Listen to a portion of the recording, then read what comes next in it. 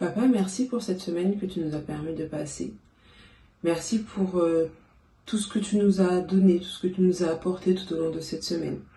Alors que nous rentrons dans ton saint sabbat, Seigneur, nous te demandons tout simplement d'être avec nous. Et nous voulons aussi te demander pardon. Pardon, Seigneur, pour tout ce que nous n'avons pas fait, pas dit, et tout ce que nous avons fait, dit, qui t'a déplu. Merci d'être avec nous pendant ce temps que nous allons passer ensemble. Et merci de nous instruire par ta parole. Ce sont les grâces que je te réclame en Jésus pour ta gloire. Amen. Si je me tais, oh, j'apprendrai à écouter la voix du bon berger.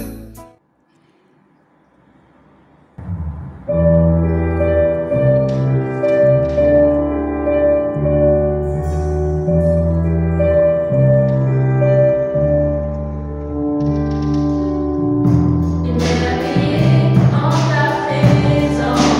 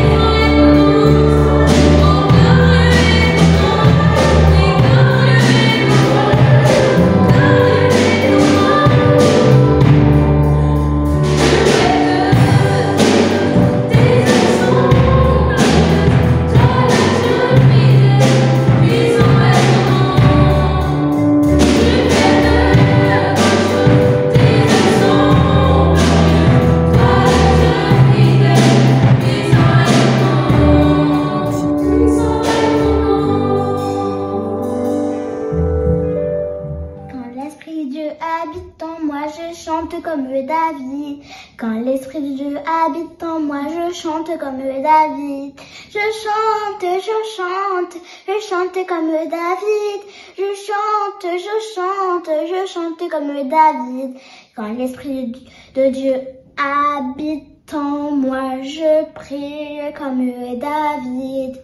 Quand l'Esprit de Dieu habite en moi, je prie comme David. Je prie, je prie, je prie comme David. Je prie, je prie, je prie comme David. Quand l'Esprit de Dieu habite en moi, je loue comme David. Quand l'Esprit de Dieu habite en moi, je loue comme David. Je loue, je loue, je loue comme David. Je loue, je loue, je loue comme David. Quand l'Esprit de Dieu habite en moi, je danse comme David. Quand l'Esprit de Dieu habite en moi, je danse comme David. Je danse, je danse, je danse comme David.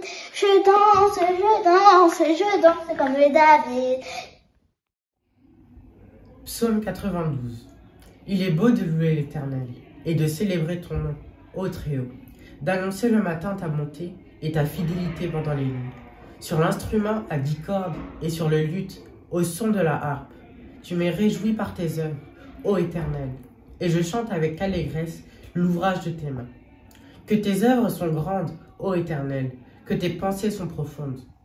L'homme stupide n'y connaît rien et l'insensé n'y prend point garde. Si les méchants croissent comme l'herbe, si tous ceux qui font le mal fleurissent, c'est pour être anéantis à jamais. Mais toi, tu es le Très-Haut à perpétuité, ô Éternel. Car voici tes ennemis, ô Éternel. Car voici tes ennemis périssent. Tous ceux qui font le mal sont dispersés, et tu me donnes la force du buffle. Je suis arrosé avec une fraîche, mon œil se plaît à en contempler mes ennemis, et mon oreille à entendre mes méchants adversaires. Les justes croissent comme le palmier, ils s'élèvent comme le cèdre du Liban. Plantés dans la maison de l'Éternel, ils prospèrent dans les parvis de notre Dieu. Ils portent encore des fruits dans la vieillesse, ils sont pleins de sève et verdoyants, pour faire connaître que l'Éternel est juste. Il est mon rocher, et il n'y a plus en lui d'iniquité. Amen. Amen.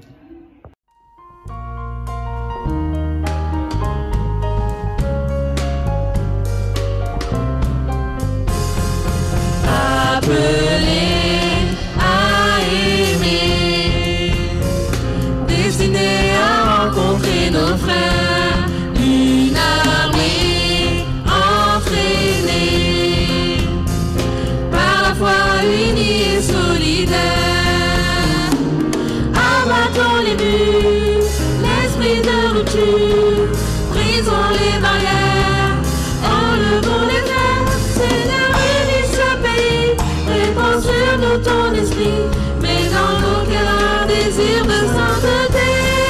Accorde-nous le pardon, ta grâce et ta guérison, et que s'accomplisse en nous ta volonté.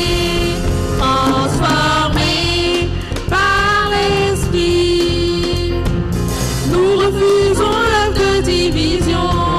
Relevons ce défi, travaillons à notre réunion. Hors de ce pays, frères en Jésus-Christ, réformons nos voies, que le monde croit. Seigneur, unis ce pays, répands sur nous ton esprit, et dans nos cœurs un désir de sainteté. Accorde-nous ton pardon, ta grâce et ta guérison, et que s'accomplisse en nous ta volonté. Seigneur, unis ce pays, répands sur nous ton esprit, et dans nos cœurs un désir de sainteté. Accorde-nous ton pardon, ta grâce et ta guérison, et que s'accomplisse en nous ta volonté.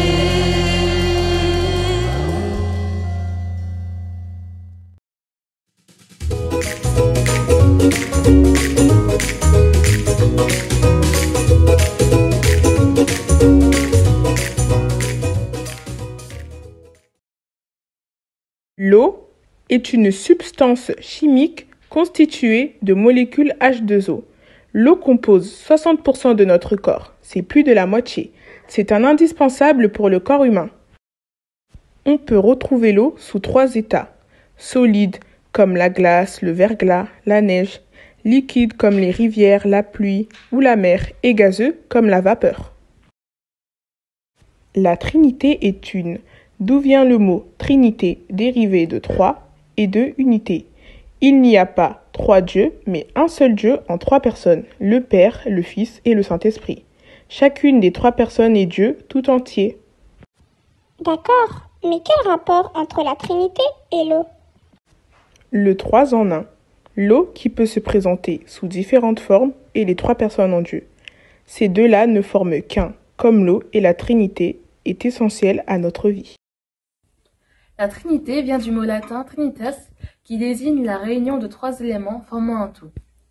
C'est une doctrine chrétienne de Dieu en 3 personnes, le Père, le Fils et le Saint-Esprit. Le concept de Trinité n'est pas explicitement écrit dans le Nouveau Testament, mais les 3 personnes y sont nommées. Le Fils et le Saint-Esprit sont envoyés par Dieu. La Trinité est implicite, mais est un concept réel.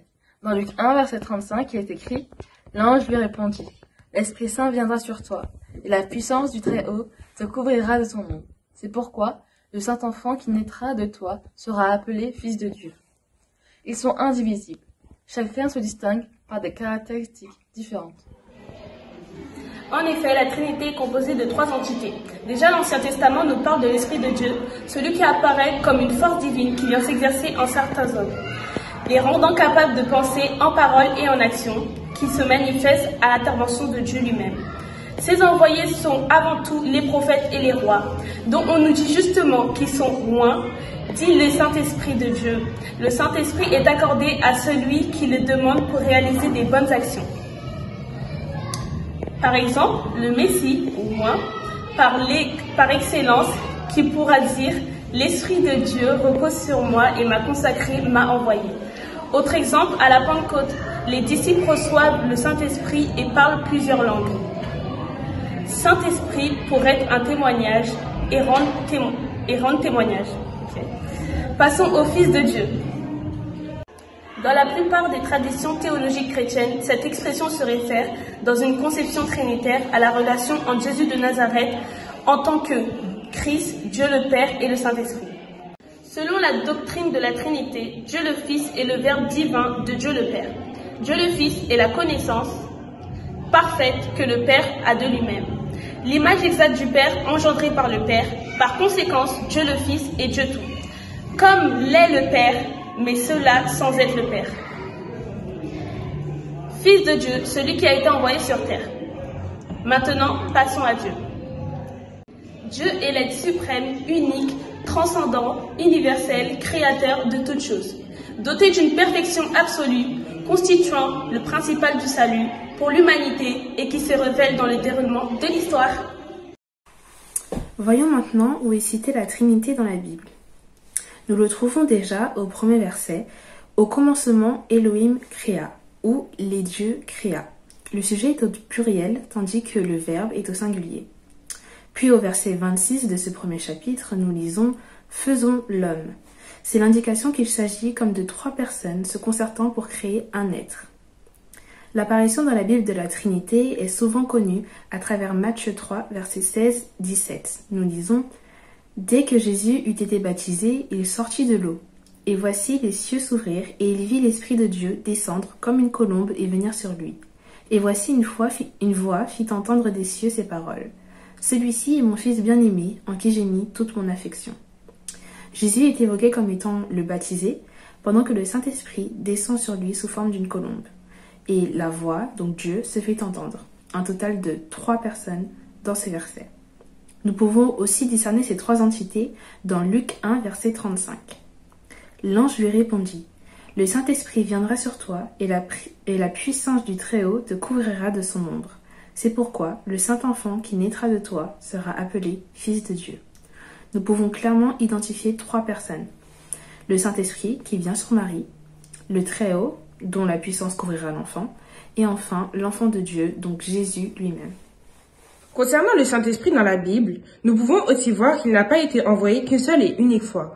En effet, dans Jean 14, verset 26, qui dit « Mais le Consolateur, l'Esprit Saint, que le Père enverra en mon nom, vous enseignera toutes choses, et vous rappellera tout ce que je vous ai dit. » Pour contextualiser, on sait qu'à ce moment, Jésus a annoncé à ses disciples qu'il allait remonter au ciel. Et en vue les disciples attristés, Jésus les rassura en leur disant de ne pas s'inquiéter, car il leur enverra un être, un ami, un guide, qui les accompagnera dans leur ministère, c'est le Saint-Esprit.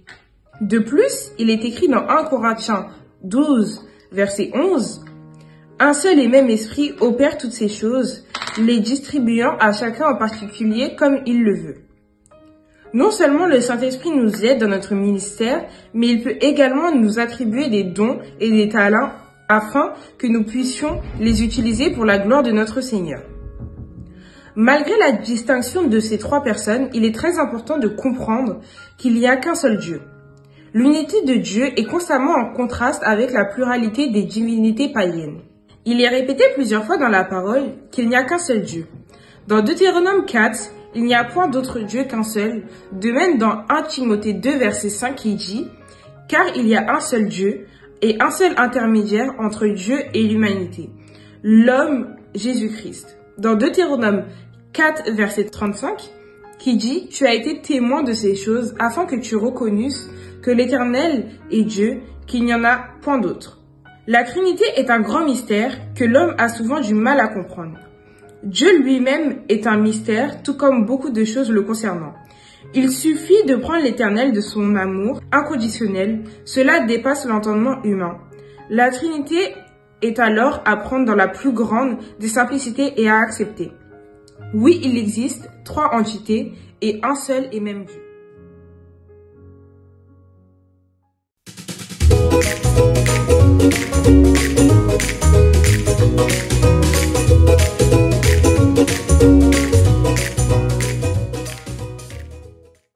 Si je me tais, oh, j'apprendrai à écouter la voix du bon berger. Je te donne mon cœur,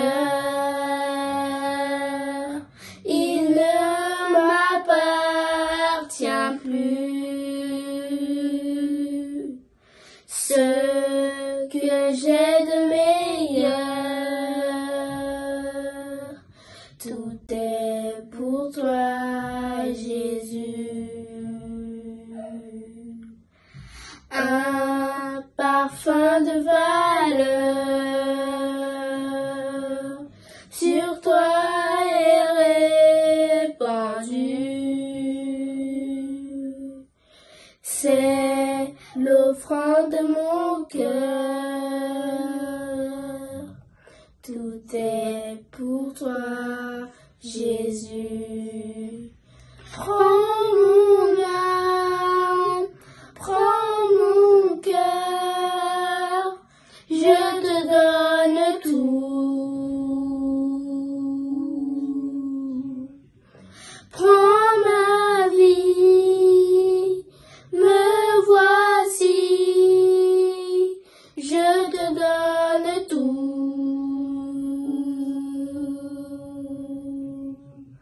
Mon cœur est à toi. Tout à toi. Prends mon âme, prends mon cœur, je te donne tout. Prends ma vie, me voici, je te donne tout. Mon cœur est à toi, tout à toi.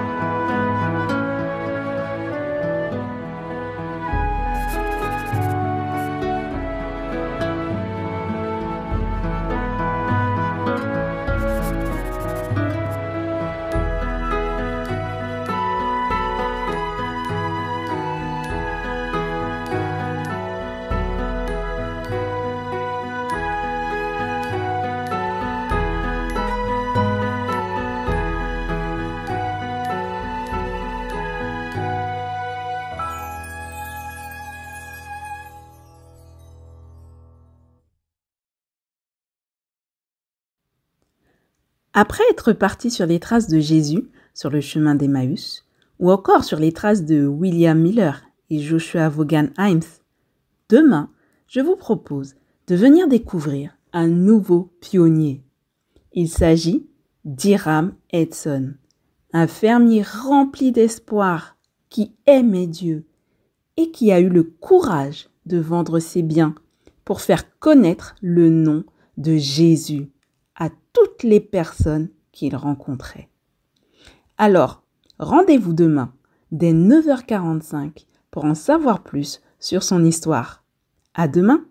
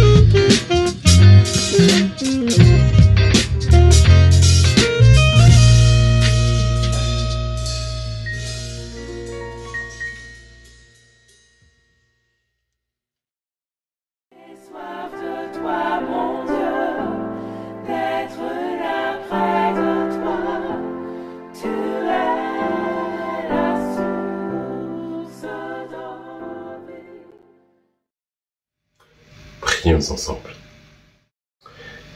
Papa, nous te disons merci Seigneur pour cette belle journée que tu nous as permis de passer.